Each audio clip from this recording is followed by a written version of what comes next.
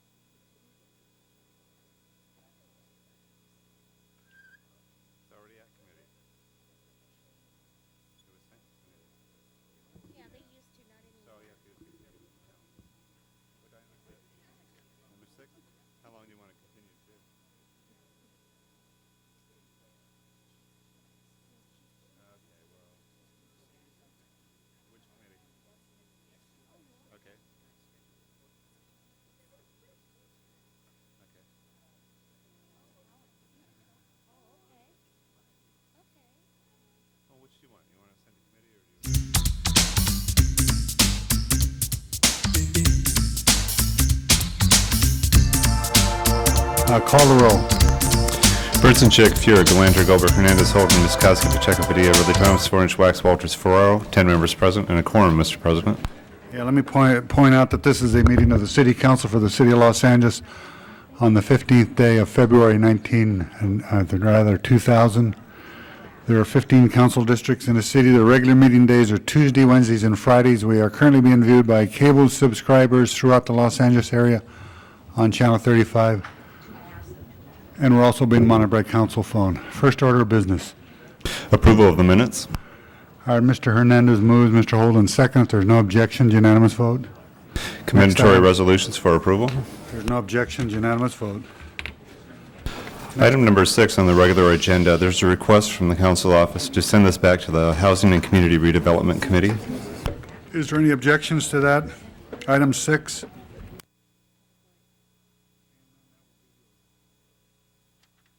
Items number 15 and 16, these matters have been requested to be continued till February 29th. There's no objections, unanimous vote. 15 and 16. Next item. Items number 1 through 8 on the regular agenda, with the exceptions of 6, are items for which public hearings have been held. A motion is required on item number 7. Huh? You move 7B? Yes. Okay, we have a 1. And you move 7A? Okay, we'll call that special.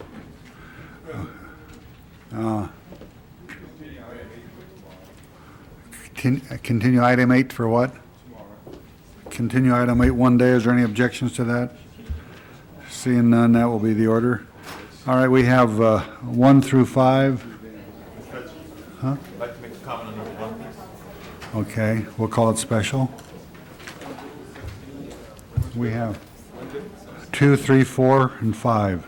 Prepare the roll. Tabulate the vote. 10 eyes. It's gonna hurt on 5. I believe it's 5B. But it's 4. Larry Gray, we approve 5. You still want to talk?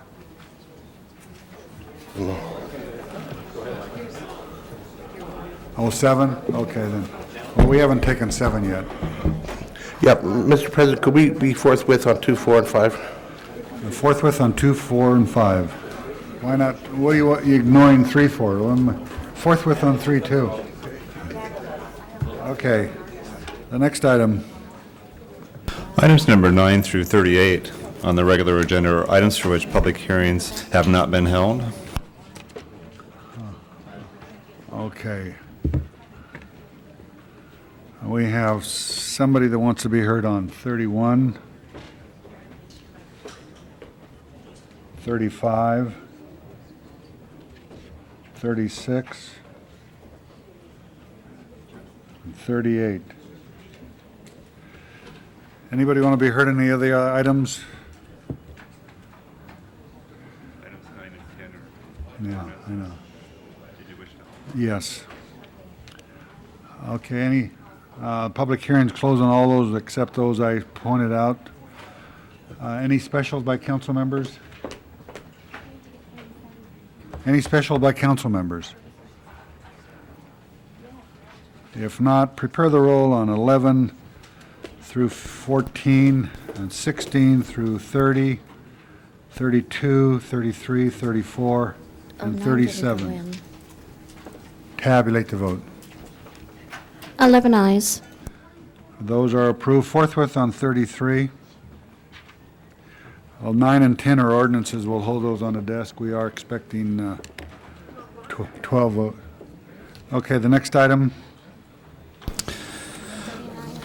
Item number 1 called special. Mr. Padilla. Thank you, Mr. President. Just wanted to make a quick comment. Do support the item, and it was heard in committee, Arts, Health, and Humanities, and I wanted to bring something up in the full council that I raised in committee and is not reflected in the committee report, and that is due to ADA compliance, we're aggressively pursuing a curb cut program citywide, but believe it or not, there are places out there, there are blocks and blocks out there where the city is putting in curb cuts at the corners, and there's no sidewalks in between to connect them. So I just wanted to raise that as an issue today and look forward to, as we proceed with further ADA compliance and as we proceed with additional budget cycles year in and year out, that we look at more of a comprehensive approach to make accessibility for all people mean something in the blocks and in the communities where it's not doing so today. So that is all I wanted to mention, and we'll look forward to working on this with other council offices, with the mayor's office, and with the departments over the next couple of years. Okay, anyone else want to be heard on one? If not, prepare the roll. Tabulate the vote. 11 eyes. That is approved. Next item. Mr. President, there's 12 members present. Did you wish to continue or consider items 9 and 10 ordinances? Okay, we have the ordinances 9 and 10. If there's no discussion, prepare the roll. Tabulate the vote. 12 eyes.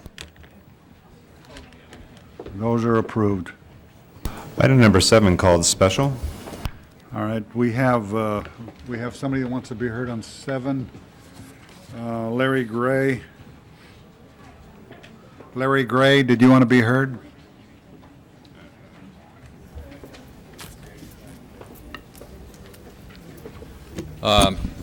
This is an item that I'm here to support. This is a vacation of a street, a very small cul-de-sac street in the Bel Air area. It is in an area where the people are fairly well-known personalities and certainly need the privacy to keep the tour buses and what have you out. The item has been reviewed by the advisory agency, has been approved. That approval has been Could we have some quiet, upheld. please, in the council chamber? Go ahead. I'm That sorry. approval has been upheld by The BZA, the fire department, has reviewed and approved the layout of the gate system, and I am here to recommend and ask for your approval. Okay, well, Ms. Sikowski, This was heard in, we have two recommendations here. yes, I'm going to move recommendation B. We had a split vote in Public Works Committee when this came up a while ago, but as is indicated, it was recommended. It is also in CD5. Basically, what this is affecting mostly private property or side areas of private property which are not affected by this street, other than that was moved by the applicant. So I think it made sense. It was an area of vacant land for the most part, slopes, and areas where it was appropriate to have it able to be shut off for purposes of security and dealing with that kind of problem that occurs in some of these hillside remote areas. So I would move recommendation item B. Fred Gaines wants to be heard on this. He brought his card in late. He was, like Nate Holden, usually late, but I'll let you speak, but be brief. Yes, thank you, Mr. President. This is a 10-vote matter because there was an initial finding by the Planning Department that it was inconsistent with the general plan. Since then, the advisory agency has approved it, found it to be consistent with the plan. We've made modifications, met with the neighbors. There was one protesting neighbor who has reached agreement. So we've brought all the parties together, including the Planning Department, and would appreciate your support for this item. Thank you. If there's any questions, we're here to answer them. Okay, Thank you. All right, Mrs. Walters. Thank you, Mr. President. Council members, I voted against this in committee because it seemed to me that there was no concern. There's a state law that provides for such closures in the instance of high crime. There was not that concern on the part of these petitioners. I feel that it just goes to privatizing more of our city, more of our streets. Any street in the city, anyone living anywhere can be impacted by heavy traffic because of where they have chosen to live, or in lots of instances, people have no choice about where they live and wind up on very busy streets with lots of traffic one way or the other. One of the complaints, as I recall, was about tour buses and looky-loos coming along. Well, unfortunately, in this territory in Southern California, Bel Air is going to be subject to that kind of thing. So I have voted no on this. I urge the council to do so, in that recognizing that we cannot continue to privatize streets. Thank you, Mr. President. I just want to speak very briefly. I think Ms. Mizikowski well stated the rationale for moving B forward here, and I would urge that we unanimously support 7B. There's A and B, and Mr. Fuhr has moved B, and Mrs. Walters moved A. Which one is first? Is there a second to Mrs. Walters? And is there a second to Mrs. Walters' motion? Second. Okay. All right, then we have a second. Mr. Holden. Maybe Ms. Sikowski can answer this question. B3, portion of the paragraph 3, B, portion of paragraph 3, it says that the city engineer recommends that a portion of the requested vacation shown color in orange, so on, which you don't have a map of, the council file, be denied that is needed for public street purposes. What do you mean by that? What that is it's normally the turnaround, so that when we vacate a street, we don't vacate it right to an edge. We vacate it in somewhat, so the fire department and other vehicles have the ability on a public street to make a turnaround. So that's the difference between the You have coloration. gates, so it's the whole entire area, perimeter is gated, going to be fenced off where the public won't have access in the future? Is that what you're saying? Behind the public area. I see. But it's a public street right now that you're vacating, is that correct? Yeah. That's against the law. You'll find that at least that this theory was taken to court and in the Bella area once before, and the court ruled that we had to open that up. Maybe we forgot that case. Maybe we forgot that case. We had to open that street up again. Now, you want to go ahead and try it again, be my guess. But they'll pull that case and show that you cannot close down the entire area, maybe just a portion of it, maybe some sides of it. You cannot close the entire area. No, Nate, it's essentially a long driveway. It's a little tiny portion of the broader area. It's a little driveway. It was a turnaround for fire safety purposes. Well, I don't have a map of it, but I can tell you that if it's the public street, you're going to lose in court. We vacate streets all the time. I know, but you vacate just a portion of it, maybe a side adjacent to, not the whole darn area. You don't close off the area. Nate's had experience where he tried to close some streets off and then... Yeah, this lady gonna just sue you, and you're gonna lose again. I'll bear the risk. Well, you better lose, of course. You're city attorney. Okay, I tell you, this one you will lose. Now, you can go ahead and vote for it if you want to. We're gonna pull that case. We're gonna show that this is essentially the same theory. You're shutting down a public street, taking it completely out of use, not a side of it, not the east or west or south, north, a portion of it, but the entire street, and you're going to find that that's not legal. Okay, Not under state law. Okay, we have motion B first, 7B. Mr. Fuhr made it. Who seconded, Ms. Misakowski? All right, prepare the roll on that. We usually take them that way. You want to vote on A, Mrs. Walter? Yes, A is Well, I'm- usually before B. Is that right? I didn't know that. Right. But usually it's the last one in, and B is the last one in. You made your motion first. So prepare the roll on 7B.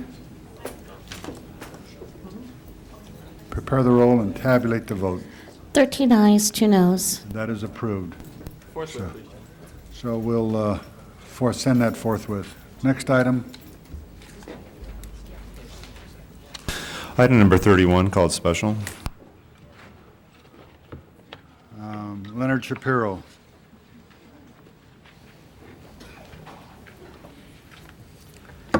Mr. President and council members, item number 31 concerns the hiring of 6 psychologists with the exemptions from civil service.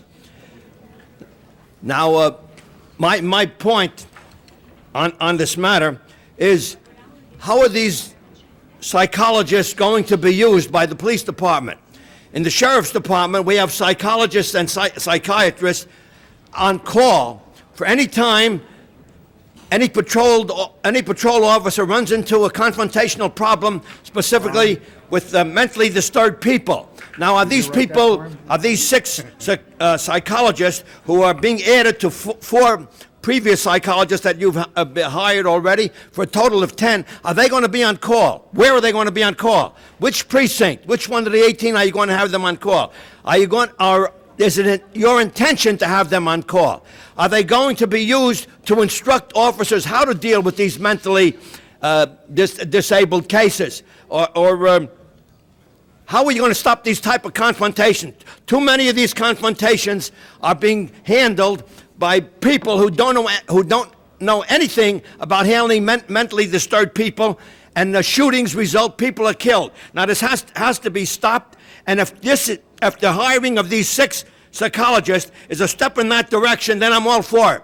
If the hiring of these psychologists is just possibly to train officers, it's okay too, but it's not as important as actually being on call, so that when a bad situation or confrontation occurs, these people are on call and they can be there so that unnecessary killings and brutalities won't happen. Mr. President.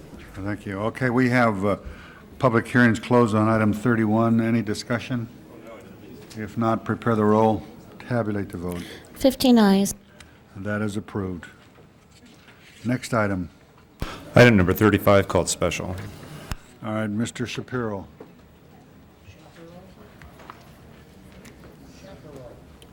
Mr. President, item number 35 concerns offering rewards for people who will give information on who is dumping garbage and unnecessary stuff in alleys, that you believe that'll be done. Well, there's 2 points that I want to raise on this matter. One is, if you're going to give a reward for people who give information on implementation recommendations for the establishment of reward motions to be extended to individuals that provide information leading to apprehension, if you're going to do that, are you going to do it good, or are you just going to do it in a superficial way like you've been doing it on murders? Last week, Mr. Wax brought up the fact that one reward was instrumental in apprehending a criminal. I know it was. My point always in talking about this reward system is that it's not being handled properly, that you're burying the ad inside of the want ad sections of the LA Times, and that not enough people read it. I think if you're going to implement this thing, put out big ads, put out leaflets, put out information to the media, to the TV and the radio. Let people know that rewards are being offered. Now, if rewards are being offered now for people who are dumping garbage in alleyways, and it's going to be done by putting an ad in the want ad sections, no, that's not a very good idea. But if it's going to be done in a good method, I would say go ahead with it. And then secondly, you mentioned graffiti is also mentioned, and graffiti is intimately tied into garbage. And there's a lot of people, a lot of volunteers that I know who have offered to help with graffiti removal and offered to work with the Bureau of Sanitation if they will do anything. But they gave up because you couldn't get any cooperation whatsoever. Thank you. Okay, the public hearing is closed. Any discussion on item 35? If not, prepare the roll, tabulate the vote. 15 eyes. That is approved. Next item. Item number 36, called special. Mr. Shapiro, how many is he allowed, Mark? 3? How many minutes are you allowed? You're only allowed one minute per subject. 36 concerns the undercounting of the people in the city of LA, and it says the city lost $150 million in federal and state funds from the last time this was done because approximately 135,000 people were not counted. Well, if these people aren't counted, it points out a severe problem in another line, that they're mostly the people who aren't counted are homeless. And they run away from counters, they run away from the police, they run away from any officials, and that you have to develop some kind of a program to do it. If you want to count these people who haven't been counted in the previous census, I would suggest that somebody sit down and establish a program on how you're going to handle the homeless situation. Don't worry about what they're worrying in the police commission this morning about people defecating and urinating on the streets. But this would be part of an overall problem. You would look at the homeless problem, what it means to the city, what it means to be counted properly so we can get money that we can possibly use for the homeless situation. I say the city, too long, the city council has looked away from the homeless problem, and it's just as bad today as it was 25 years ago. I think something has to be done, and might well start it right now. Okay, the public hearing's closed on 36. Any discussion? Mr. Hernandez? I just wanted to thank Mr. Shapiro for pointing out the situation. Members of the council, this is one of the first times that the state is also contributing to trying to develop a comprehensive plan for counting people for the census. And the state has realized the importance of that census count in regards to state funding by the federal government as well as representation. And so I just urge us to, one, accept this grant application, and at the same time to each and every one of us to continue to work with our Census Outreach Office so that we could have the most complete count possible. Okay, thank you, Mr. Hernandez. We have item number 36 before us. Prepare the roll, tabulate the vote. 15 eyes. That is approved. Next item. Item number 38, called special. Mr. Shapiro. Mr. President, I'd just like to say that I back the fewer Jackie Goldberg motion on these questions that you should ask for in the different homes before you allow your children to participate in. Is there a gun in the house? Is the gun safely stored? Is it unloaded? Ammunition separately and so forth? Good idea. Okay, any discussion? Ms. Goldberg? Yes, I just want to rise and just to say that I think that it is important. I hope that somebody who might be watching gets the message, because I know as a parent of a young child, I remember going through the litany, is someone going to be home where you're going to play, and will you be supervised? And we went through questions, and we talked to our children about what's going to happen at the places they're playing at. And frequently, if I was able to find a phone number, we would call the parent and make sure everything was okay. I think, unfortunately, the days have come that we also need to try to talk to our children and to our neighbors about whether or not there is a gun in the house, and is it in a place that it is safe, and is the ammunition stored someplace separately from it. And that is a part, unfortunately, of parenting in the urban areas of our nation these days, and not so just urban, suburban and rural as well.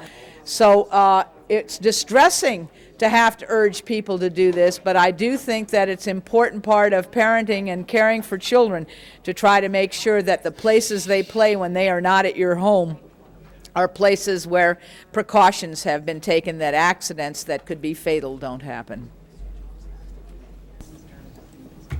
Okay, Mr. Wax? I agree with the intent of what Ms. Goldberg has just described, but I wonder if that could be accomplished just by doing number one, Ms. Goldberg, whether we really need the second one. The second one really begins to go against the grain of telling parents to not allow their children to go to somebody's house. I think you've properly raised the issues in the first set of questions, that these are questions that should be asked. These are things that could be really helpful and life-saving.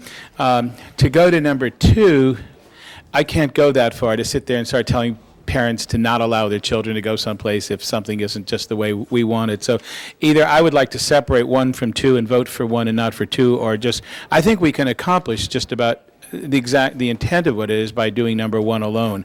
But if you want, yeah, so I mean, if you want to go through with a vote on number two, then I'll ask the question to be divided. But I think we can accomplish the same thing just by number one and not having number two, but I'll leave that up to you. I don't know how. Oh, I'm sorry. All right, then I'd like to divide the question, because I'm happy to express support for the idea, but not to simply start telling parents they can't allow their children to go to someone else's house.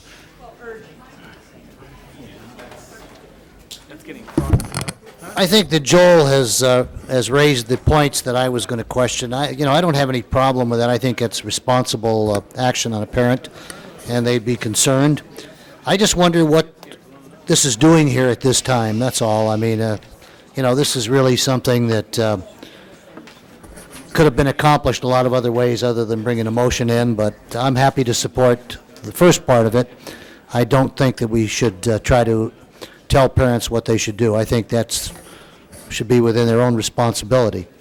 But, I just see this as one more stone of somebody that's probably looking to abolish gun ownership, period. So, but I don't have any objection to the first part. The second part, I'll vote against. Mr. Holden? I don't understand these questions at all. I mean, who are you going to ask? The parents or the adults whether your kid's going to be visiting some child, whether or not they have a gun in their house? Or are you going to ask the child to ask the parents whether or not there's a gun in the house? Well, tell me then. Parents asking parents. Well, I got to tell you this, that I can't understand any parent telling another parent what they have in their home to protect their home, because you can't. It's legal to have a gun in your home now. My God, this is too much of an invasion, in my view. You're just carrying an issue too far for publicity. That's all this is. It's not going to accomplish nothing more than print my name in the newspaper. Because I can tell you right now, nobody is going to tell anyone what they have in their home to protect their home if they're going to be invaded by some criminal. Otherwise, the criminal forearmed is forewarned. The criminal said they got a gun in, fine. I know how to approach that place.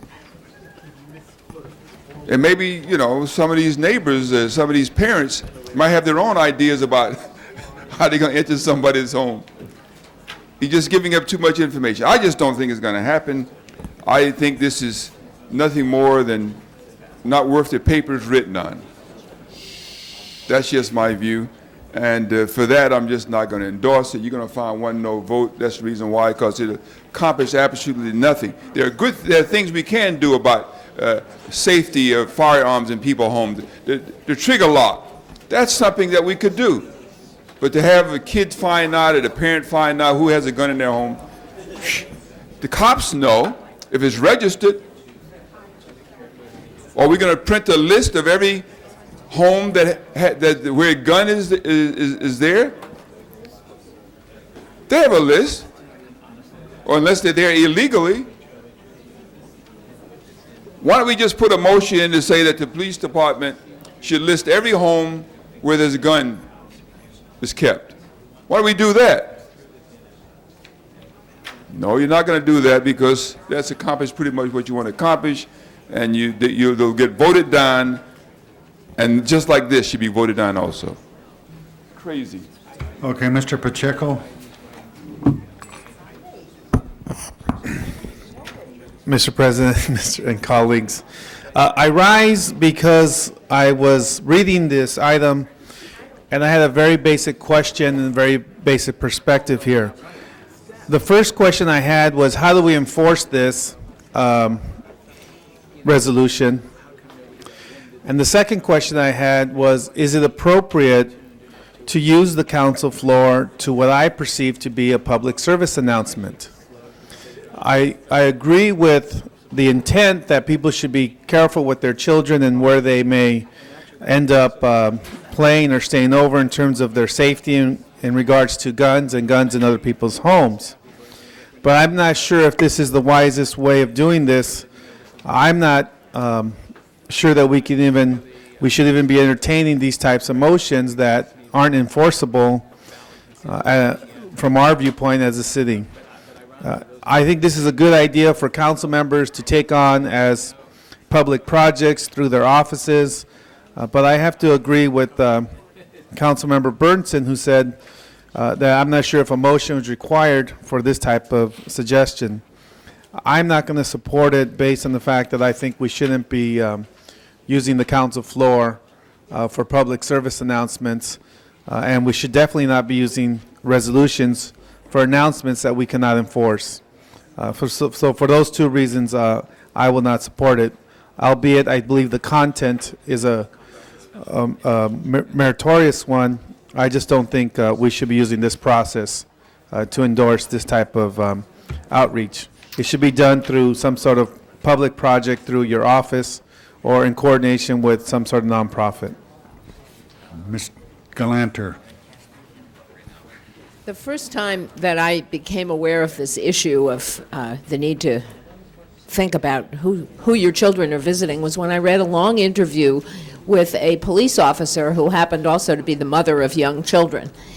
And I've forgotten where this woman, which department the woman served in, but it was actually a frightening article to read as she recounted to an interviewer the kinds of situations that she had investigated in her role as a police officer, and the realization that her own children, who were young, were visiting with other young children, and they're young kids. They're not yet at an age where they can be counted on to take the kinds of safety precautions that might be necessary. And she had described the shootings and injuries and deaths that resulted from irresponsible parents, but the kid isn't irresponsible, it's the parent that's irresponsible, and the kid is the one who suffers.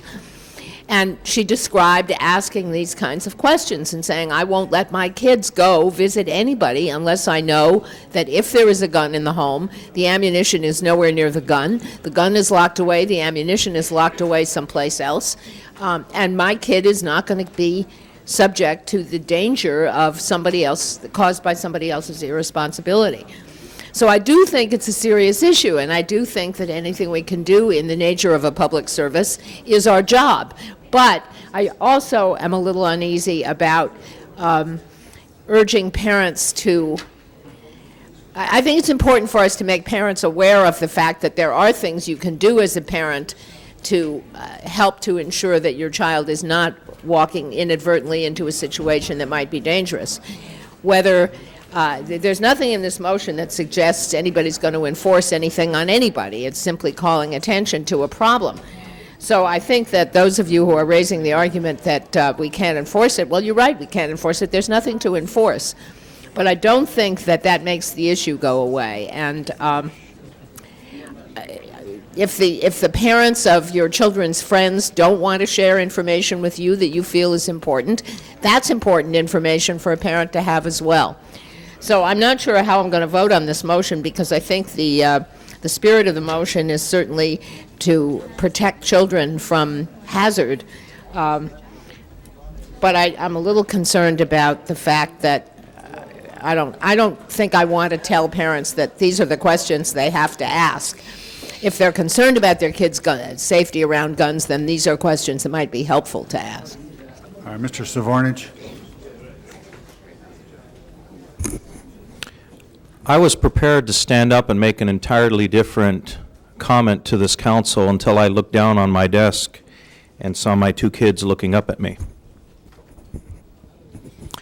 And I think that the spirit of what we are trying to do is to disseminate information to the public where we can get parents and caregivers, guardians, information by which may have never crossed their mind to ask their kids, to ask their friends, in order that there could be some relative degree of safety in regards to with whom they are playing and where. I'd like to amend the motion that instead of this being just a resolution with no teeth, to be able to amend the motion that the council instruct the Information Technology Agency to prepare a public service announcement which could air on Channel 35 that would be a source to list the the four suggestions which are on the motion, which is there a gun in the home? Is the gun stored safely? Is the gun unloaded? Is the ammunition kept separately and safely? Thank you. And I think that would be very important to do. I have a problem with number 2, even though I understand the spirit of it. But I think a resolution is a terrific step in the right direction. I think disseminating the information on Channel 35 is even better.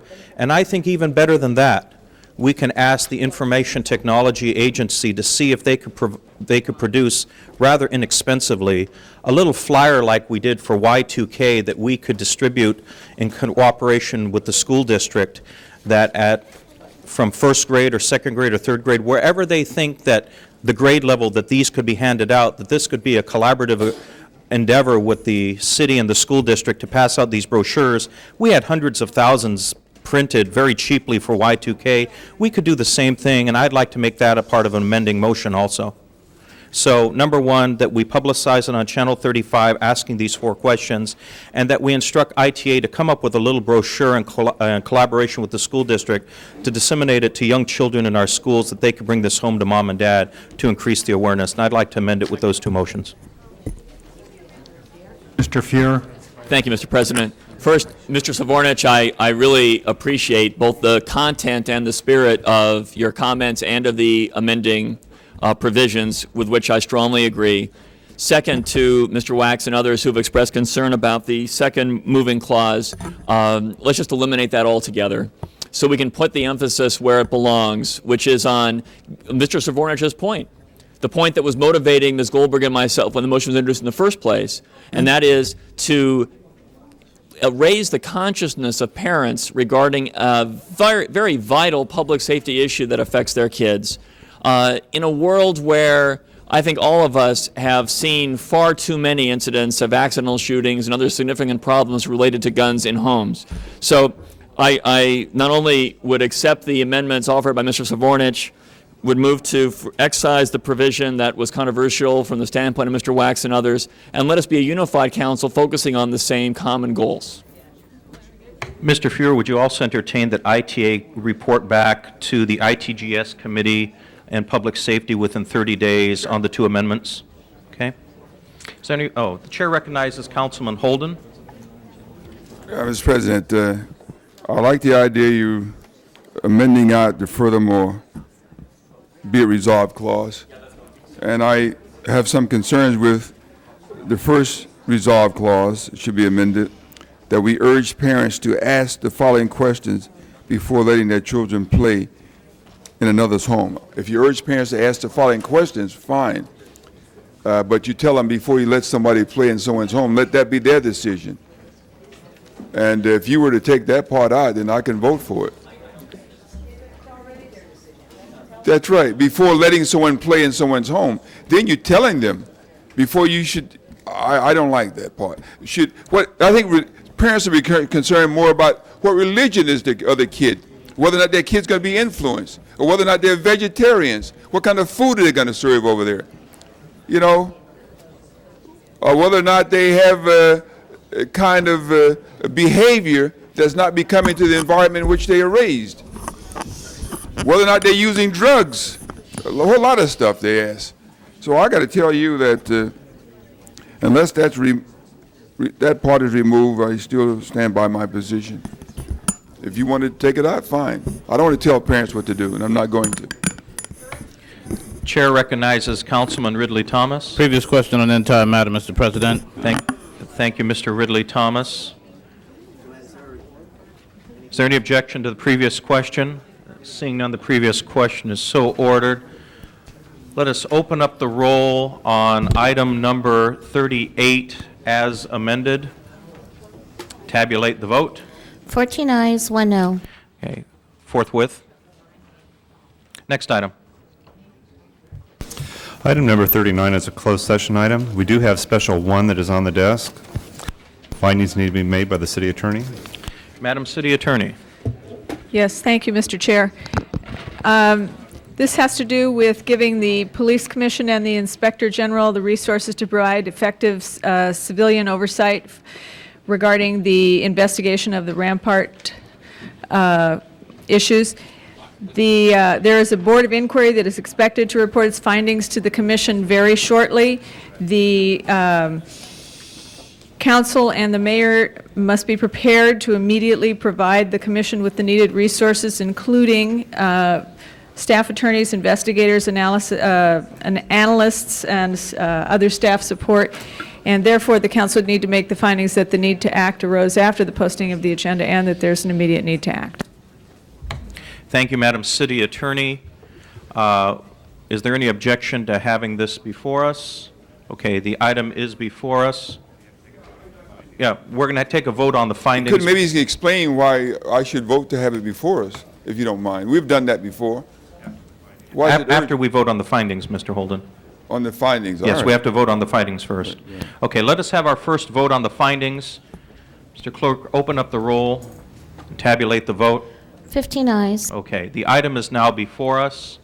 I have 2 speakers so far. The chair recognizes Councilwoman Misikowski. Thank you, Mr. President. This morning, the Los Angeles Police Commission asked the City Council and the Mayor for the resources so that their staff can be geared up to be the independent staff that was called for by the voters of the city in 1992 when we passed Proposition F. Proposition F, as many of you remember, was the outgrowth of going to the voters to revise our way of governance of our Los Angeles Police Department by an independent civilian oversight board to which more powers were given. The powers specifically that they need to do the job that they need to do in an independent manner is the power of the resources. Who will be their staff? How will they be staffed? And how will they be able to independently judge and review the very, very comprehensive work at this juncture, which is a very critical juncture in the crossroads of our city, where the police department has investigated, has put forward and compiled a huge amount of data, which will be soon delivered by way of a board of inquiry in terms of what their analysis and results of what they have found. To restore and create public confidence, to do exactly what the Christopher Commission says. And members of the council, I have the 1992 ballot pamphlet of Proposition F. where it was indicated that a yes on Charter Amendment F will strengthen the ability of a citizen police commission to review independently LAPD operations, will expand civilian oversight and public accountability. These are the things that the voters of the city said we needed to do to change the charter to create the process of an independent civilian commission. We are, as I say, about to receive a very lengthy document dealing with some issues that we would have hoped we would have never seen occur in our LA Police Department. But under this process, this is the process that was put in place to deal with those crises. We must, by way of this motion, ask the CAO, the CLA, and in requesting and work with the mayor to provide the resources to our independent panel to do the job, to hold the public inquiry, to hold the public hearings, so that the public has faith, the public has a sense that this has been independently reviewed, and that's what the process that we set forth in this charter amendment only 8 years ago to go forward. The need to act arose today because the Commission asked us to give them those resources so they can be in place when they receive the board's report, the Board of Inquiry report later this month or by no later than March 1st. I think we have with us the President of the Police Commission, and I'm sure other members of the Council want to speak. But what this really underscores is the need, the demand, and the process now set in place for an outside, comprehensive, independent review that is going to be able to be conducted by our Police Commission with whatever resources they deem necessary.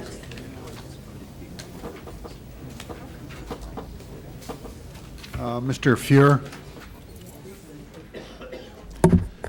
Thank you, Mr. President. Ms. Mizakowski well stated some of the core reasons why this motion is before us and why it's imperative that the Council unanimously act on this today. City leaders are, as some have said, really on trial here. The test of our mettle is whether collectively we have the will to assure an independent, thorough, extensive examination of what we anticipate will be the lengthy Police Department Board of Inquiry report. Who can provide that vigorous civilian oversight? Well, we have in place a police commission whose role, pursuant to the Christopher Commission, is to do just that. But that commission, as was stated by its president this morning at the Police Commission's meeting, is in very serious need of additional resources to assure it can do the job that it is directed to do under the city charter. And what's at stake here is, I think, very important. There are several key issues at stake. First, are we going to have the kind of civilian oversight that all of us ought to demand with respect to the police department? To do that requires giving resources to the police commission to do its job. Second, are we as leaders of the city going to stand united behind the principle that there is a sequence to these events? First, the police department prepares its investigation. The conclusion of that investigation and the release of that report begins, it does not end the process, it begins the process of the kind of public scrutiny that all of us support. The Police Commission next provides that scrutiny, but can only do it with the resources at stake today. Public confidence in the police department is crucial. It has to be based on reality. We have to assure that that confidence is well earned. Public confidence in the will of elected leadership to stand together behind giving the police commission the resources it needs is very important. The ability to let the Christopher Commission process wind through its course is very important. There is another motion by our colleague, Mr. Wax, which will be discussed, I believe, as special too. Oh, next week. Okay. Fair enough. I was going to say, regarding that motion, I appreciate the spirit of the motion to assure civilian oversight, but let us permit, for the first time since it was put out, the Christopher Commission process to actually wind through as it's supposed to. Otherwise, we relegate the police commission to a negligible role in civilian oversight and end up with mere ad hoc emergency committees convened to address issues that will assure the police commission does never have authority and will prevent us from having an ongoing oversight body that can do this, the public's work. Mrs. Chick? Yes, I rise in support of my colleague's motion. And in fact, colleagues feel that, in a sense, we're at the crossing of the Rubicon on this. That, as Councilmember Misikowski pointed out, it's been 8 years since the voters put into place Charter Amendment F and an independent strengthening our independent civilian oversight entity, the Police Commission. We all worked together more recently than Charter Amendment F to ensure that the Inspector General's position was strengthened and that the Inspector General had the ability to do the kind of investigating that the Commission was going to need to be independent. I'm very pleased that Commissioner Chaliff and his colleagues have stepped forward as of this morning asking for these additional resources. Before we start to examine or investigate reinventing the wheel, and a recent wheel, we need to give full opportunity to this commission, to this arrangement that the voters set up 8 years ago, to see once and for all if it works, if it can do a thorough, independent investigation. And I would much prefer to see that the commission can and does do that than go off in another direction and start to create an independent oversight body that's going to oversee another independent oversight body. It is time to put the commission and the Inspector General with the right resources to the test, allow them to do the work, and then decide if we need to have anything further in terms of independent oversight. Thank you. Mr. Holden? Well, I'm waiting to hear a report from the Police Commission and also from the Police Chief. Personally, I'm satisfied with the conduct of the investigation that has not taken place. The persons who may be charged with violating people's rights, police officers, their rights are protected. We have not jeopardized a case that may be filed against them. It's been strictly confidential. And as I say that, I'm reminded when there was a lawsuit, Gate versus the City of Los Angeles, and you have too many irons in the fire, and some of the civilian investigators leaked the information to the press. It's almost as if they call it a news conference. We were forced at that point to settle that lawsuit and to bring him aboard again. I'm saying to you that even in this motion, it says we further move clause that the Police Commission report back in 10 days to the council and the mayor. Doesn't say anything about the Inspector General, about what they would like to have. Also, it says we further move, again, once again, the CLACO be directed to examine the Police Commission's recommendation. Nothing about the Inspector General's recommendation. And just recently, the Inspector General has come out in opposition to a position taken by the Police Commission regarding these cases. This is going to get out of hand. I understand what you're trying to do, but you got to have some controls over it. And we have not discussed the need to employ controls to the extent that we don't jeopardize our cases against the police officers who violate the rights of some of our citizens, including what you know, shooting and guns in their hands and so on. We can't afford to let them get off. If they broke the law, like any other criminal, they have to be held responsible and punished. If you reveal too much information, whether it's leaked or otherwise, the cases will be jeopardized. And you think there was a case when they sent the Rodney King case out of the city of L.A. because you had contaminated the jurors. God only knows what's going to happen here. We have a lid on this right now simply because we have people in the respective positions that the public trust and believe in that they're doing a good job. Don't unravel that. And your anxiety to say, let's have this thing wide open. Go slow. I caution you. I want to hear from the police chief. I want to hear from the mayor. And I want to hear from the police commission.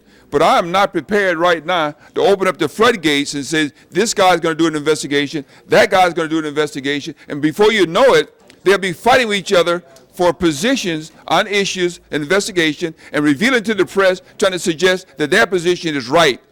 And once you do that, nobody's going to be found guilty. Thank you, Mr. Holden. Okay, I'm going to call on the mayor and the president of the commission and then the chief and before we continue this discussion. Mayor?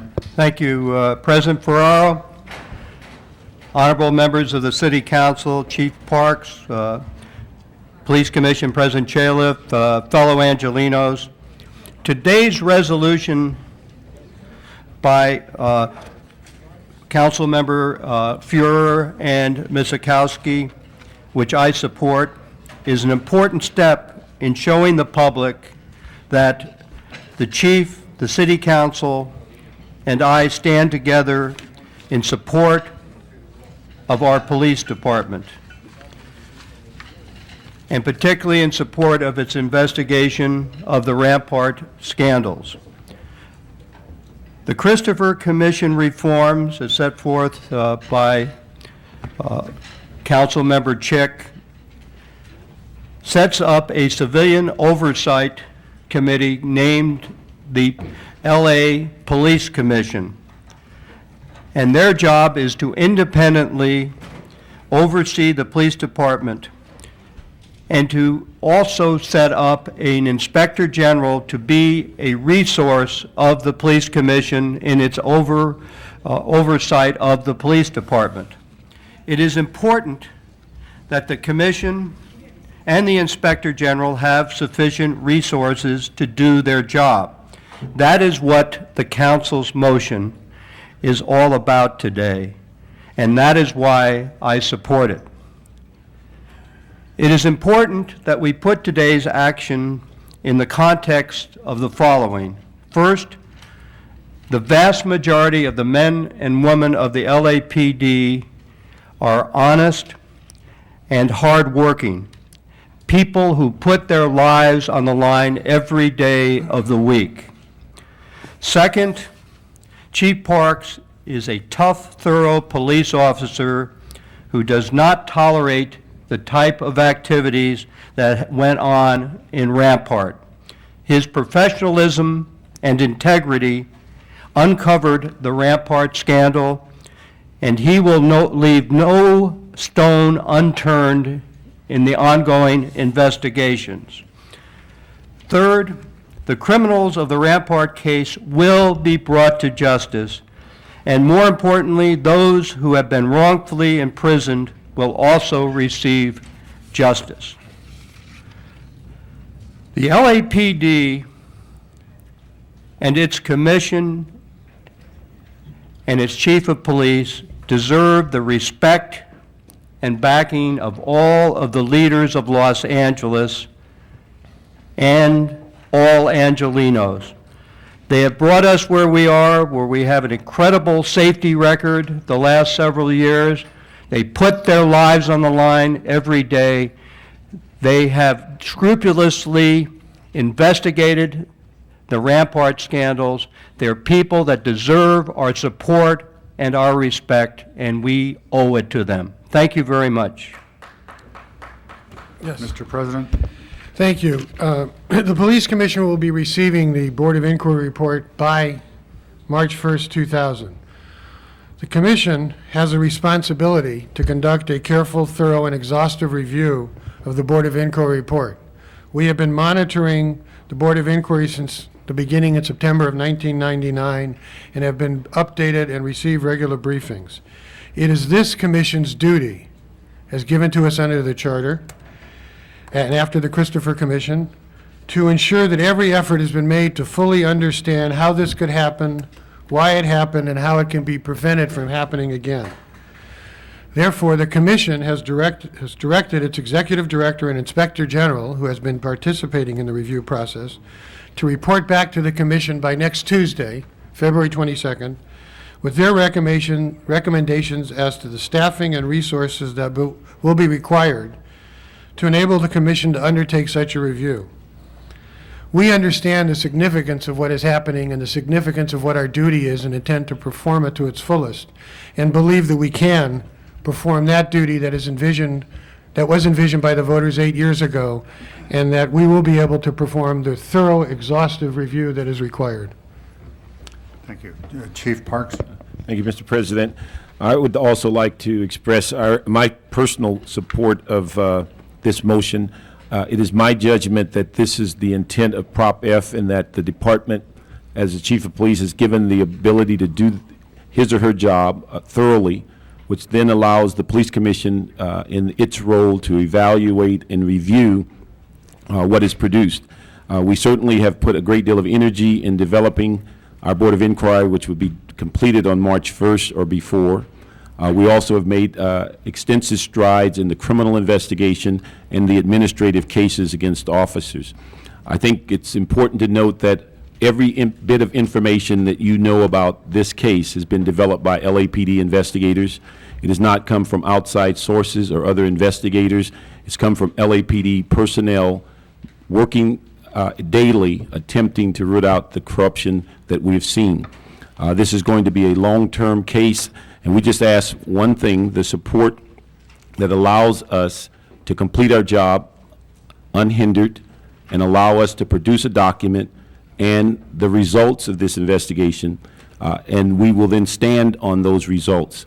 If we fail, we deserve the criticism that will be coming, but if we're allowed to do our job, I think we will show not only the commission but the council and the communities that we represent and serve that their confidence is well vested in the Los Angeles Police Department. Thank you. Okay, thank you very much, and you will remain if there's questions from the council members. All right, Mr. Pacheco. Mr. President, colleagues, I have so many questions that I think it would take a half an hour of everyone's time. You're allowed 3 minutes. I know, that's unfortunate.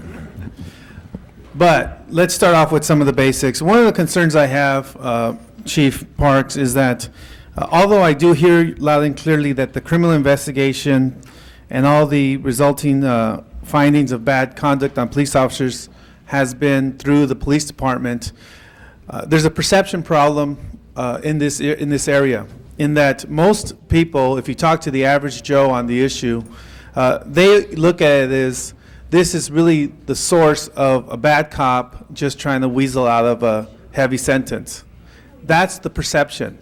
So we need to meet that head on at some point. So what I would ask from you is at some point to give me a chart that distinguishes the criminal findings that were independent of the weasel and those that directly come from him rolling over on his partners. That way I can evaluate what work was done independent of this individual and was really the product of the police department versus this individual just turning over or rolling over on his partners. The second question or second point I have is that when we're going through this evaluation, I have asked before whether or not we are going with any nationally recognized experts who are not from LAPD or from Los Angeles in this process. I have not made this a public issue because I have been waiting for the Board of Inquiry report.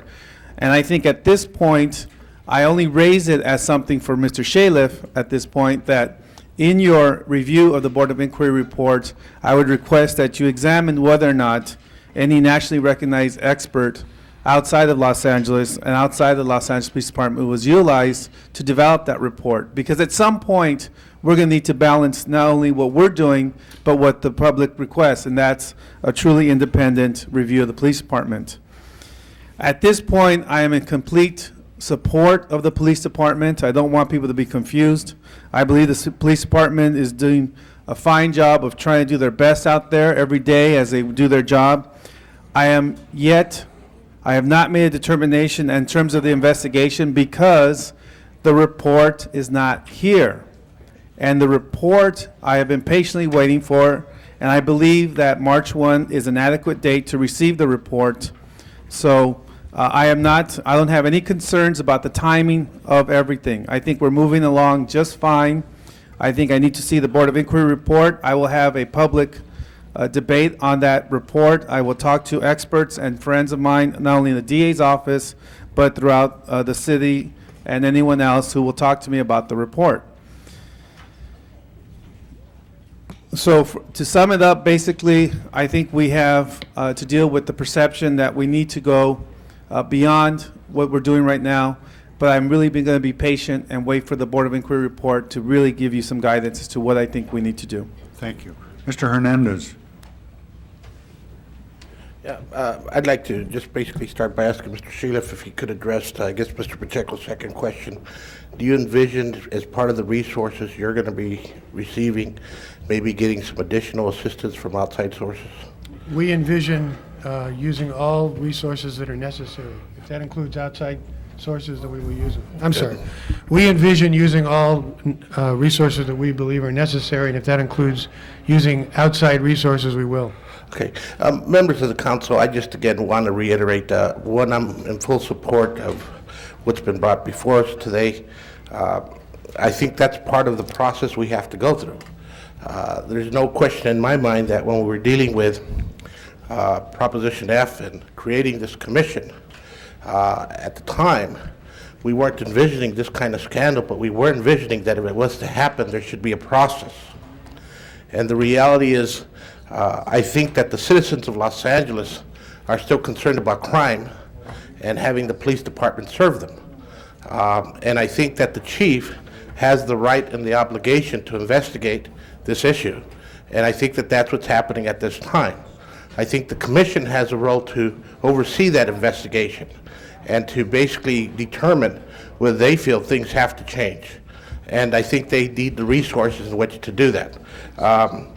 And you know, I just want to make a commentary because as we've been talking to constituents in my district, particularly in the Pico Union Westlake area, you need to know that they're really concerned about the crime. And you know, nobody wants to support the kinds of activities that were happening or that have been reported to be happening. And the reality is citizens are still concerned about the crime. And I want to bring that to the forefront because as you read the media is focused on what the officers did, and it's not showing the whole picture. And I think that we need to reestablish that credibility in terms of the media, and we need to reestablish that credibility in the communities. But I think the communities are extremely concerned about what's happening day to day and whether those police officers can do their job and protect them from crime. And so again, I want to support the process that's before us today. I want to urge a unanimous vote on that process. I think it's important that we complete the process before we lay judgment on anybody. Mrs. Walters. Thank you, Mr. President. Council members and Chief Parks and Mr. Chaliff and Mayor Reardon, as I have interacted with people over the past few weeks, not just people in my district, but other people with whom I've come in contact, there's a great deal of concern, and that's putting it mildly, out there about what has occurred and indeed what is occurring on a daily basis as they read both papers of the city and listen to the news reports. And the issue is not, it seems to be not whether we or they support the LAPD. The issue, rather, indeed, is whether the public has confidence in the department to investigate itself. Given the magnitude of Rampart and any other station or individual or issue that may be involved or may present itself.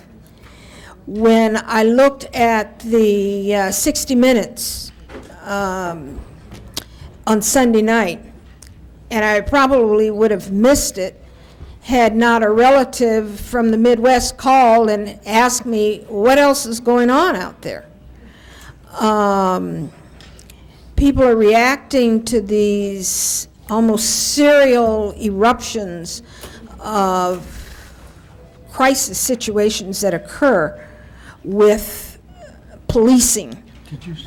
in the city.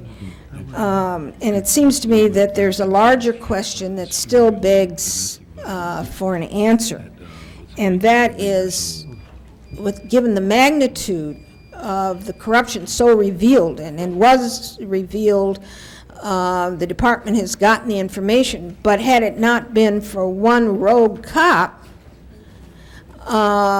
when would the department have moved on it? When would they, how would they, what are the mechanisms in place that would seek out this kind of thing, that would have it monitored and bring it to the fore on its own? When that happens, then you're talking about the public having real confidence in the department. But the confidence in the department is marred now because of this self-serving individual revealing all this stuff, and given it's just humongous, and it's almost too much for people to get their arms around and understand. So I'm going to support this motion of Ms. Miskowski and Mr. Fuhrer today. And it's sad that we have to come again to this. I came to the council on the heels of Rodney King, and here we are again. But I'm also going to support the motion when it comes back of Mr. Wax, the motion that I seconded, and I don't see them in conflict. All right, thank you. And I know you have a heavy duty, and it's a heavy burden to bear on the chief and the commission. But we've got to look at this with the idea of how we regenerate, reinvigorate the confidence of the public that the department is capable of taking care of its business. Mr. Burnson. Mr. President, members of the council, let me state first of all, before I express my opinion on this, that I have complete confidence in Chief Parks that he will carry out a thorough investigation that will bring to light anything that is available to be brought to light. I want to make that very clear. But I think that there's a perception that there has to be some kind of civilian oversight. I know one of my colleagues has expressed that, and I've always said that we've had that right along. We have a police commission that is civilian oversight. And I think that this will merely give them the resources to supervise and overlook the investigation being conducted by the department. You know, it's a sad thing that one individual or two individuals can cast a terrible shadow on 7,000 outstanding men and women officers that we have in this city of Los Angeles, but that's what's happened. And it's sad. This is not unique just to the police department. It happens in other professions, including our own, unfortunately.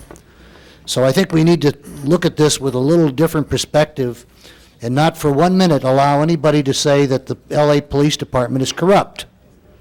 It is not true. The LA Police Department is still the finest police department probably in the world, if not in this country. And it's unfortunate that one individual or a couple individuals could besmirch the name of it. But I am going to support this. I know that I have complete confidence in the chief. I have complete confidence in Mr. Chaliff and the commission that they're going to do what needs to be done to reassure the public that we do have a outstanding department, and the people who need to be punished are going to be brought to justice. Thank you, Mr. Burnson. The chair recognizes Council President Pro Tem Galanter. Thank you, Mr. President. I find myself in an interesting position here. I actually agree with both the LA Times and the Daily News, and I hope this isn't going to ruin my reputation. But what I really want to say here today is that it's important for us to remember as we discuss processes and systems that what we're looking at is an absolute outrage. It's an insult to the police department. It's an insult to the people that the police department protects and serves. It's an insult to our leaders. It's an insult to everybody in this city that this kind of conduct was done. And the people who committed the misconduct are the ones we have to blame for it. They are the ones who, in fact, have not only violated their trust, which is kind of an antiseptic way of putting it, but they have really stuck their thumb in the eye of everybody in this city, especially the people who were sent to jail and framed and a whole series of other things. And it's important that we remember throughout all of the investigations and all of the reports and all the procedures that we have to go through. And there are procedures that have to be followed carefully so that we can achieve justice at the end of this. I think it's important to remember that the fact is what these people did is absolutely outrageous and is simply not to be tolerated. And I know that the chief is after them. I know that the commission will be after them. I know that we are all anxious to make sure that we weed out of the department any people who don't belong there and that we prevent this in the future. But, I mean, this is really, it's really disgusting what these people did. And we should never forget that as we debate procedures. But procedures are important. And it does seem to me that we ought to remember that it isn't just that there's a provision in the charter. The reason there's a provision in the charter is that the voters in the city of Los Angeles, responding to what happened in the Rodney King situation, responding to the recommendations of the Christopher Commission, enacted and put in place the procedures we're now talking about. And it seems to me, particularly as we're looking at implementing a new charter that includes a lot of these procedures, that we ought to stick to what we have promised the voters we would do, which is to carry out the will of the voters as expressed in the new city charter. And so, of course, I'm going to support this motion. I want to encourage the commission to be as independent as it can be, because that's what the voters have asked for, that's what the council has asked, that's what everybody's asking for. The police department has asked for that. The reason I mentioned the two different editorials is that you'll notice in the LA Times editorial, there's a reference to how rivalries may be getting in the way. And there's kind of a hint that maybe people are lobbying the commission to go one way or another way. The chief is supposed to talk to the commission and persuade the commission of whatever it is that he feels is correct. That's his job. So if that's lobbying, I guess it's lobbying. But that's part of the chief's job. He's to make reports to the commission, and he's to take direction from the commission. So it's entirely appropriate. I think it's important for everybody else, all of us, everybody else in the city, to give the commission the opportunity to be fully independent and do exactly what all of us are asking for, which is to conduct an appropriate, independent, thorough review of all of this so that they can provide, as the voters have asked them to, guidance to this chief and future chiefs about how to operate the department in a way that keeps this kind of thing from ever happening again. Thank you, Councilwoman. The chair recognizes Councilwoman Goldberg. I think that this is an appropriate request, and I support it wholeheartedly. I hope that in looking at what resources you need, and I'm speaking specifically to the President of the Commission, Mr. Chaleff, that you also take seriously the possibility that you may need to hire people whose specialty is investigations. Because sometimes people who are lay people who don't do investigations will read an investigator's report differently than someone who's an investigator themselves. So I just would urge that that be amongst the resources that you do, because I think there's a language in every profession, and what you want is someone who speaks that language, who's looking over these materials. I think we've come to a very critical moment. You know, this is a sort of be careful what you asked for, Mr. Chaleff. You finally got it. This is a critical moment because I would say that the public really, that I speak to, has 2 or 3 questions. The first question is, did they find everything that there was to find? And I think that's the biggest question mark, and the one that I'm going to be waiting to hear from you on. Because we hear anecdotally, and now in the press, that there are at least 2 other divisions that have been named that I've read in the press. I have no idea whether they're true or not. I'm asking you, as you get these resources, to please be careful that we find wherever this is going on. The second question I get asked the most commonly, I think even maybe it's more than the other one, did we find it all, is crash because it gets separated off from the regular day in and day out division, is that a structural problem? And I hope you'll address that, because I tell them I don't know. But the revelations about tattoos and initiations lead some people to believe that when you isolate people in a specific task like that, you may end up dealing with. And the third question that I get asked, and I hope you'll address as you do this oversight now, is what do you do to prevent this from happening again? So that's what I'm going to be looking for, and I'm happy to support this and other proposals to do whatever it takes to answer those three questions, because they're the ones that come up with everyone who's talking to me about this. Thank you. Did you want to answer any of those at this time? Mr. Fuhrer? Thank you, Mr. President. I want to return for a moment to some points that Ms. Galanter made a moment ago and expand on them, because I think they're really critical. People were shot. People were falsely convicted. People were wrongly imprisoned. People's lives were shattered as a consequence of the behavior that is being investigated right now within our police department. We should never lose sight of that. One asks, where is the outrage among elected officials? As Ms. Galanter well stated, all of us are appalled by this behavior and are committed to rooting it out, which is the spirit that underlies this motion. I think in the public and certainly on this body and within myself, there are conflicting strains and conflicting emotions and feelings and thoughts and commitments right now. Because on the one hand, we trust Chief Parks. He has exceptional skills, and we have faith in the police department.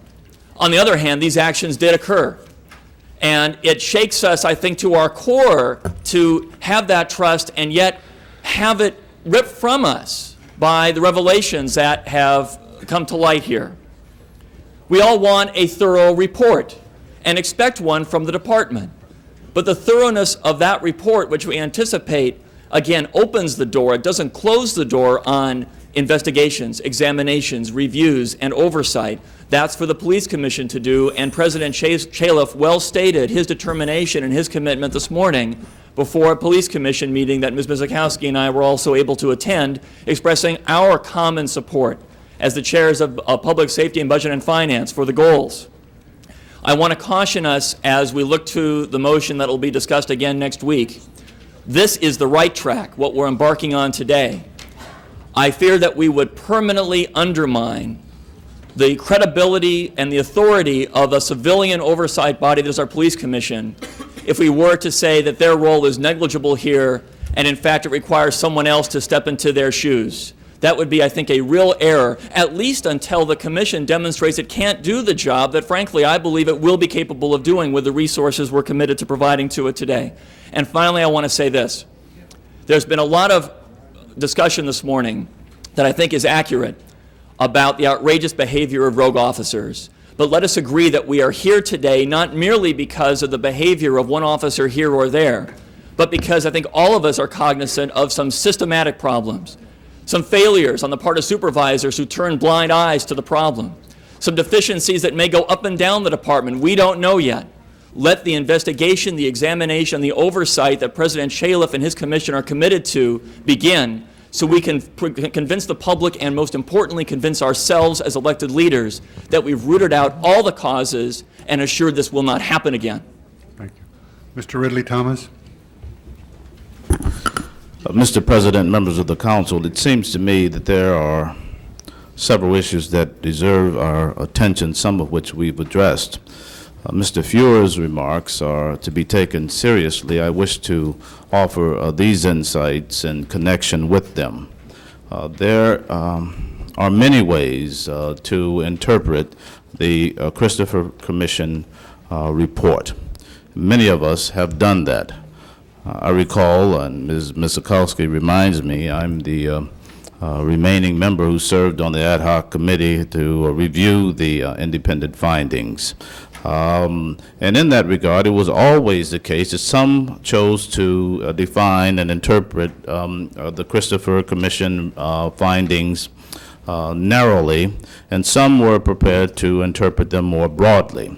And I would encourage us to be flexible in that regard. This is perhaps a narrow interpretation of the Christopher Commission report. That is not the only way that we can proceed.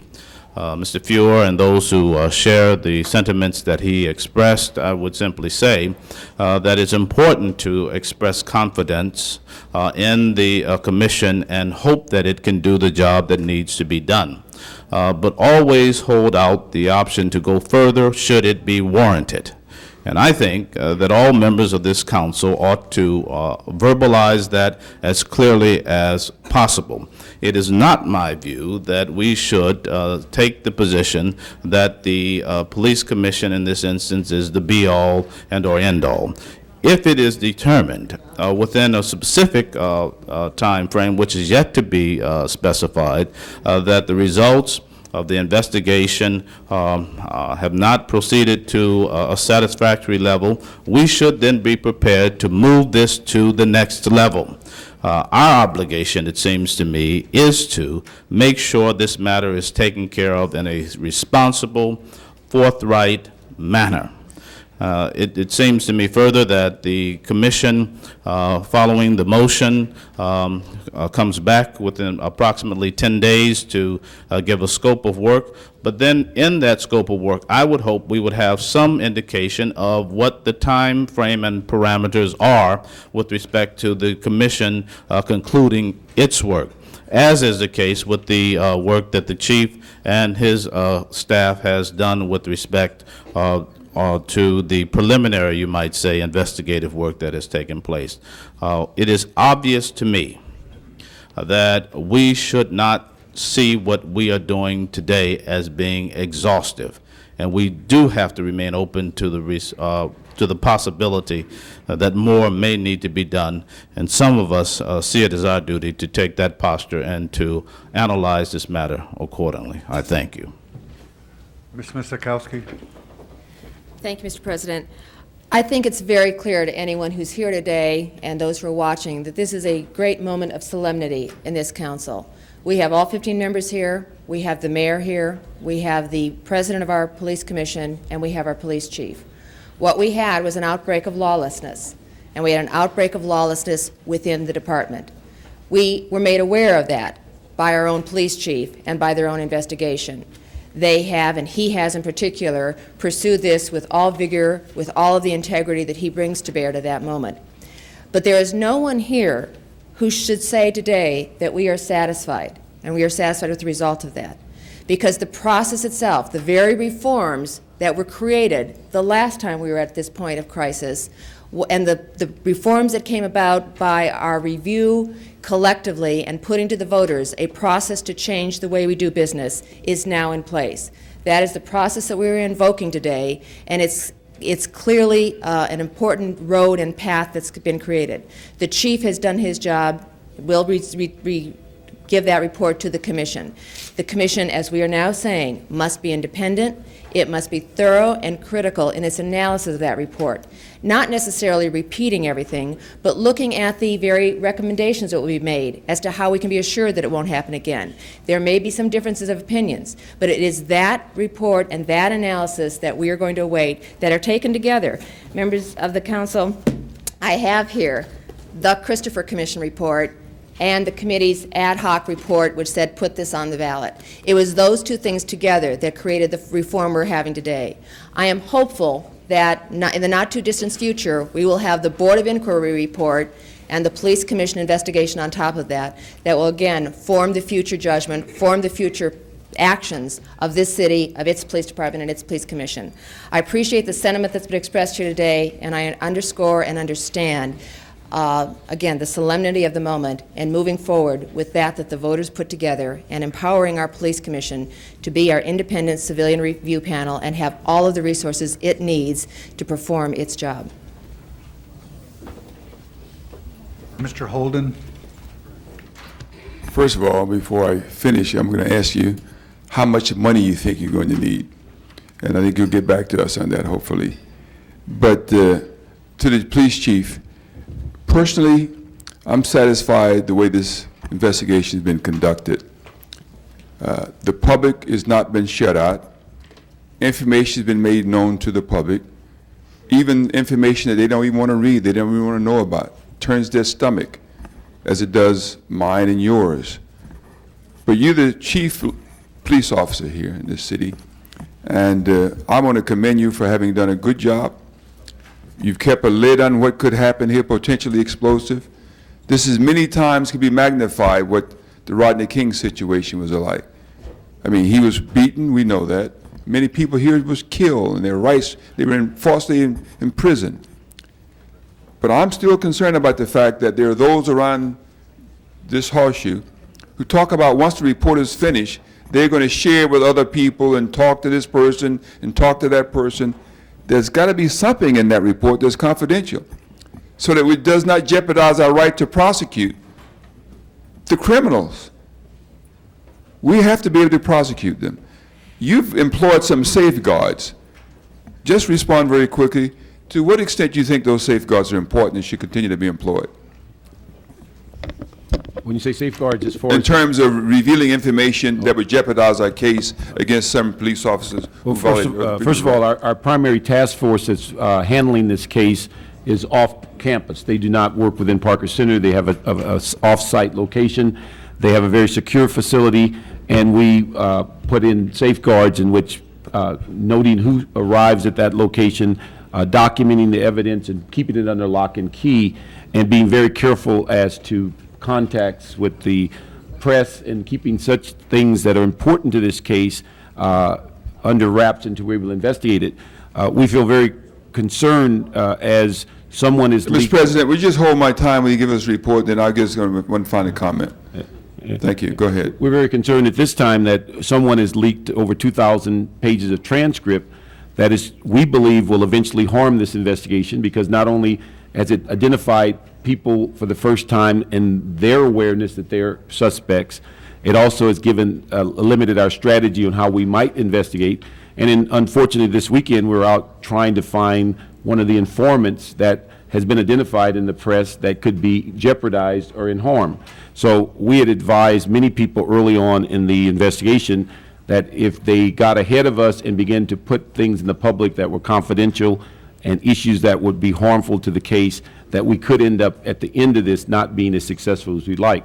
We've put in all of the safeguards we think are appropriate, trying to secure this criminal investigation as confidential as possible. And that's why I want to raise that point, Mr. President, once again, that I'm sure some members of the council are very eager to share all of the information, not that's confidential and non-confidential, to the public, which would jeopardize the further investigation of this case, of these cases, and jeopardize the lives of the people revealing information to the police department, or sharing information, and to the commission. This could get out of hand and out of control. And the Chief, you should emphasize this, because I think each council person should be mindful of it, because they will eventually have access to that report. Mr. Chaliff, as a police commissioner, you're going to get that report first. And what do you plan to do? Are you going to say this could be made public and that cannot or shall not? I mean, we have a responsibility here, and you have even a greater responsibility to protect the confidentiality of this investigation and this report once it's finalized.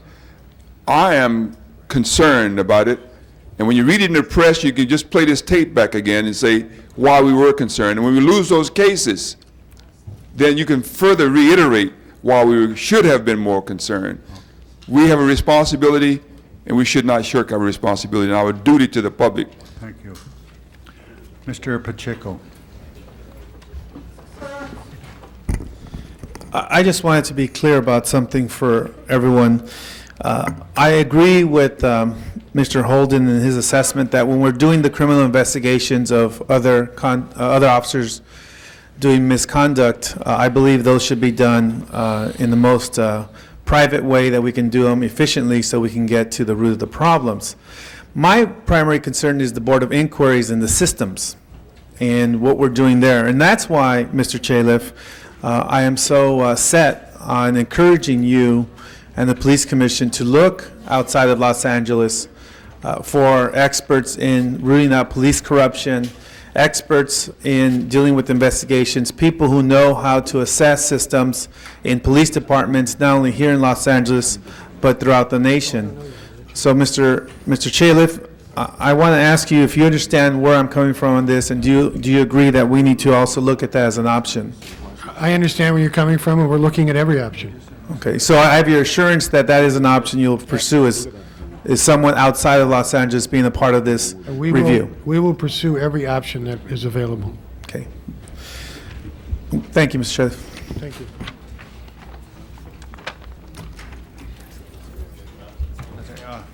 Mrs. Chick? Yes, colleagues, with all due respect to comments that you've all made, with all due respect to Chief Parks, this is not and cannot be about Chief Parks' very real intolerance of misconduct on the part of his officers. What this has to be about is getting down to the root and the breadth and the depth of what the problems are, and then coming up with the solutions. I don't know yet, and I don't know how any of you yet can make comments saying, I support the department's investigation. And quite frankly, I don't know if I'm going to be able to say that about the commission's investigation. But I certainly, and as I expressed, it's my hope that in an expedient, thorough, and independent way, the commission will be able to do its own backup investigation, and that I and you and the public will be able to say, we're satisfied with the department's investigation, we're satisfied with the commission's investigation. But this is premature to be making those kinds of comments. So I'm reserving my judgment as to what I think is a satisfactory investigation and satisfactory results until they are before us. And if we have to go further and have an independent unit separate from the commission, as Mr. Wax is suggesting, created, then that's what we'll have to do. But time will tell, and hopefully a short period of time. And then finally, in terms of creating another entity, one thing is for sure. This police department has to be part of the solution and part of correcting itself. It cannot only be an outside entity giving orders and saying this is what must be done. The department itself must be a part of making the recommendations and buying into those recommendations. It is time to take the politics out of this, to take the kid gloves off, and to stop the polite and patient silence. Thank you. That's all the people who want to be heard. So we have the special one before us, so prepare the roll. Tabulate the roll. 15 ayes. That is approved forthwith on that. I want to thank the mayor and Mr. Chalif and the chief for coming over today.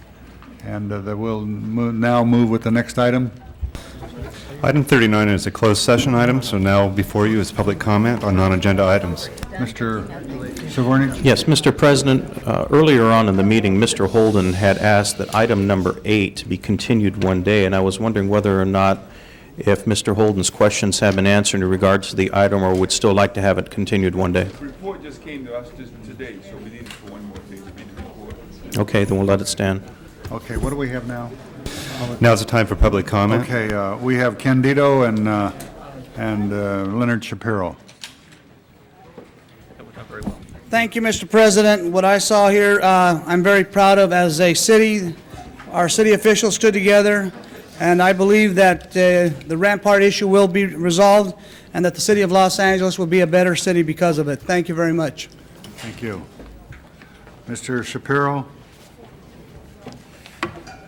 Mr. President, I also stood by and I listened intently to the entire discussion that took place.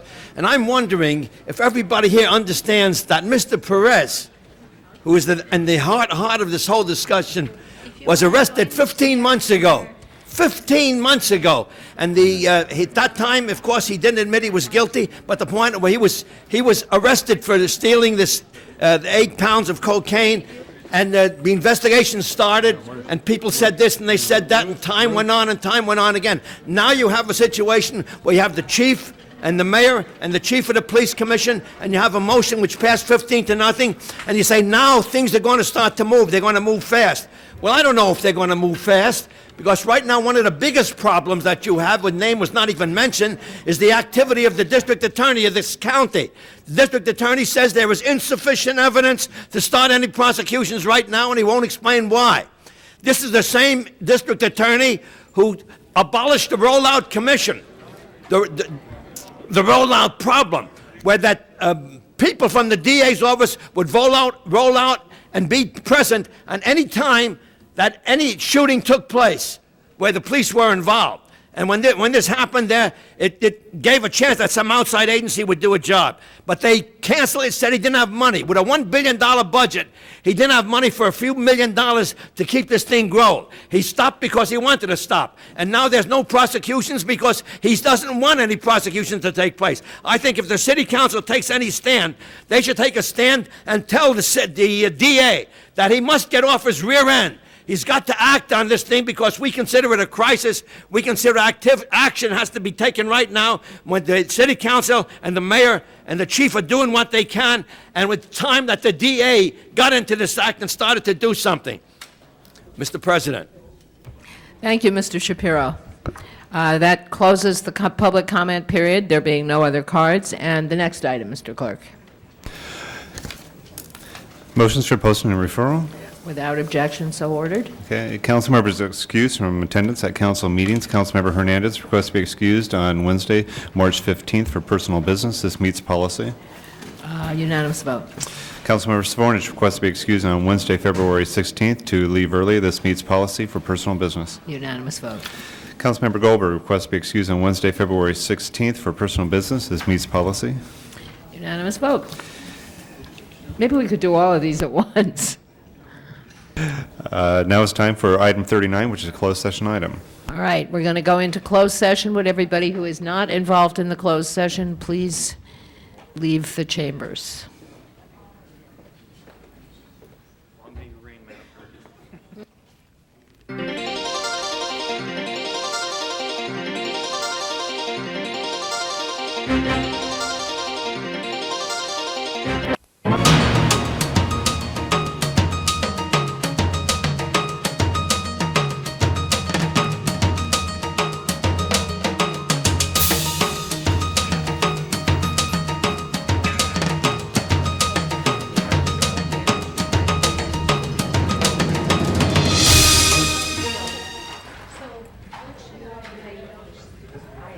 Where the council will come back in session. The next item. The desk is clear. The desk is clear. We have some adjourning motions. Would everyone please stand? Members of the council, I'd ask we adjourn in memory of Tom Landry, who was a very famous football coach for the Dallas Cowboys. Also, I'd ask we adjourn in memory of Charles Schultz. All members. And I'd also ask that we adjourn in memory of Helen Parker, who was the widow of William H. Parker, yeah, all who members. passed away. She was 91 years old. All members. All right. Mr. Holden? Yes, Mr. President, sad to announce that Mr. Marvin T. Taylor just passed away. He was 80 years old and was a retired CPA and longtime resident of the 10th District. He and his wife, Frida, were very civic-minded and added much to support the 10th District and its citizens, and certainly their programs. He will be missed. Leaves his wife, Frida. Call the roll.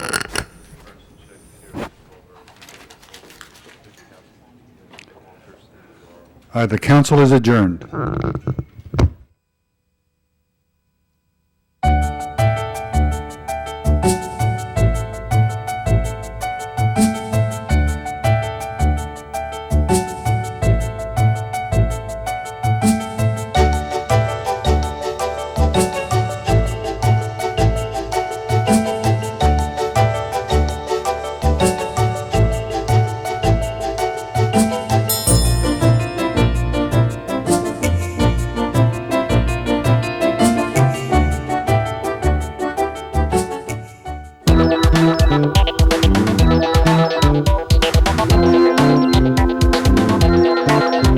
You are watching LA City View, Channel 35. Your city, your channel.